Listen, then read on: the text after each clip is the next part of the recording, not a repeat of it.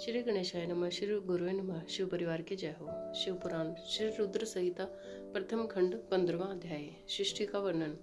नारद जी ने पूछा, हे पितामह, आपने बहुत सी ज्ञान बढ़ाने वाली उत्तम बातों को सुनाया। कृपया इसके अलावा और भी जो आप सृष्टि एवं उससे संबंधित लोगों के बारे में जानते हैं हमें बताने की कृपा करें। ब्रह्मा जी बोले, मुने, हमें आदेश देकर जब महादेव जी अंतर ध्यान हो गए तो मैं उनकी आज्ञा का पालन करते हुए ध्यान मग्न होकर अपने कर्तव्यों के विषय में सोचने लगा।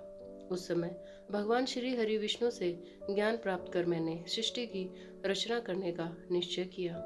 भगवान विष्णु मुझे आवश्यक उपदेश देकर वहां से चले गए। भगवान शिव की कृपा से ब्रह्मांड से बाहर वैकुंठ धाम में जा पहुँचे और वहीं निवास करने लगे। सृष्टि की रचना करने के उद्देश्य से मैंने भगवान शिव और विष्णु का स्मरण करके जल को हाथ में लेकर ऊपर की ओर उछाला।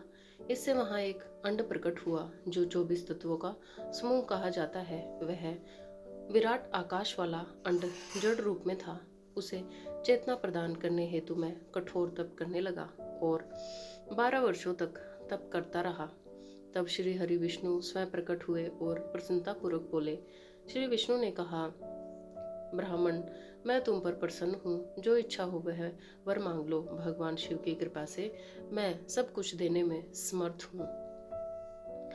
ब्रह्मा बोले, महाभाग, आपने मुझ पर बड़ी कृपा की है। भगवान शिव ने मुझे आपके हाथों में सौंप दिया है।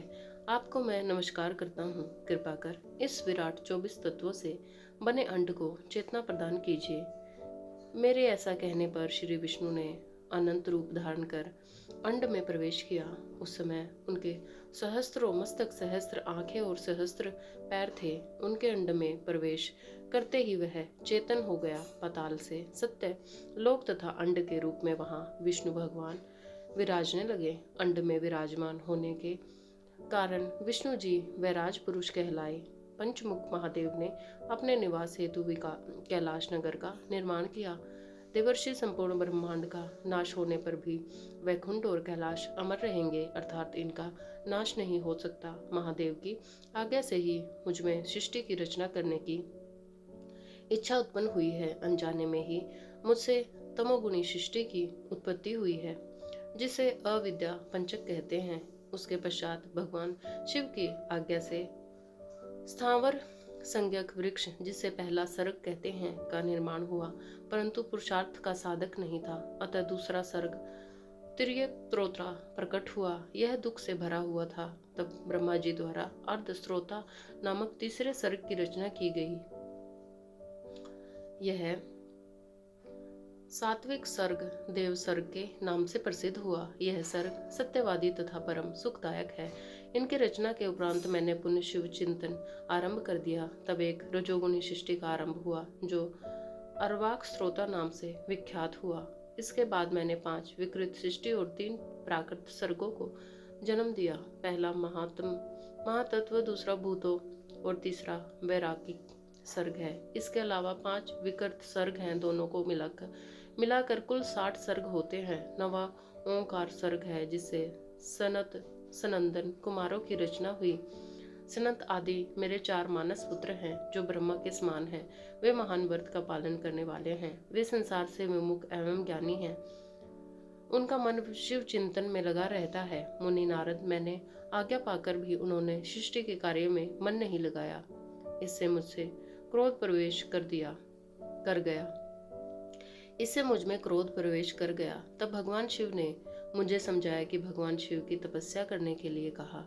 मेरी घोर तपस्या से मेरे बोहों और नाक के मध्य भाग से महेश्वर की 3 मूर्तियां प्रकट हुई, जो पूर्वाश, सर्वेश्वर एवं दया सागर थी, और भगवान शिव का अर्धनारीश्वर रूप प्रकट हुआ।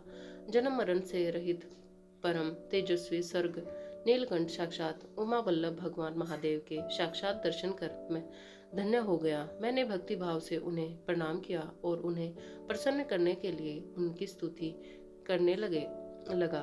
तब मैंने उनसे जीवों की रचना करने की प्रार्थना की। मेरी प्रार्थना स्वीकारते हुए देवादिदेव भगवान शिव ने रुद्र गणों की रचना की।